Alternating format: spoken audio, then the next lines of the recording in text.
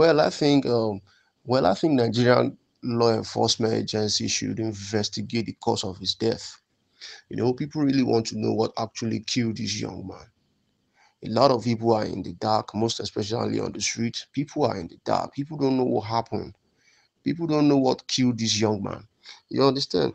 So what you just hear on the street is people just discussing different opinions. Some people will say maybe he committed suicide. Some will say maybe it was drug overdose. Some will say maybe his closest friends, people who are closer to him, maybe they were the one that poisoned him.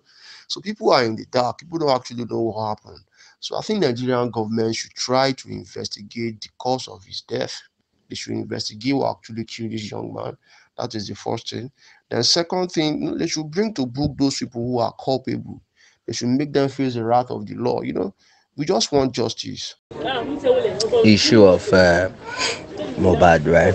And let me say one, the deed has been done, and the investigation is on. However, I think where the government need to focus more on now is doing things to prevent other people from falling into the same thing. So I've carefully looked at it and said, okay, what should the government do? And the government is not only the executive arm, we have at the legislative arm. So I think at the Senate and the House of Rep, state assemblies, they should one, promote anti-bullying initiatives, law, implement and strengthen anti-bully programs in schools and communities to prevent bullying and provide support for victims. And number two, they should do drug prevention and rehabilitation programs. That is, invest in drug prevention and rehabilitation programs to address substances abuse issues among young people. The youth empowerment, that's number three, create opportunities for youth engagement, skill development and mentorship programs to steer them away from negative influences. Then number four is cultism prevention. That's work with law enforcement agencies to crack down on cult activities effectively and promote awareness about the dangers of cultism. Then the next one is education and awareness. Awareness is very important, and that's why they must launch public awareness campaigns to educate young people about the consequences of drug abuse, bullying, and involvement in criminal activities. Then mental health support.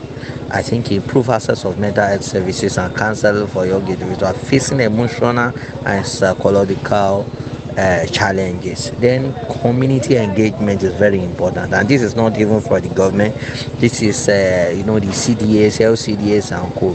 They can create engagement to foster community involvement and partnership to address the social issues contributing to these problems. Then lastly is what I call the policy review. Now there are policies. I know in this country there will be one or two policies concerning all these things that we have talked about. So they need to evaluate those existing policies and add to it if it need be.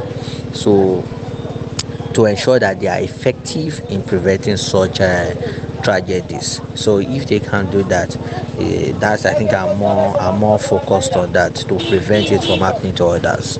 Yeah. Yeah, I think government should try to get to the root of the matter. Most importantly is to let us have the autopsy of what happened, to know what really caused the death. Two, to speed up the judgment. There shouldn't be delay in the judgment from the court. Let us know what really happened. And three, all those that are involved should be brought to book. All this ESA that people have been saying. And I think government should also try to enforce that DNA test of a thing. Let the whole wife go and do it. And I think with that, we should be able to get to the root of the problem, what might have caused his death, and anybody that is involved should be brought to book. That's my own contribution opinion.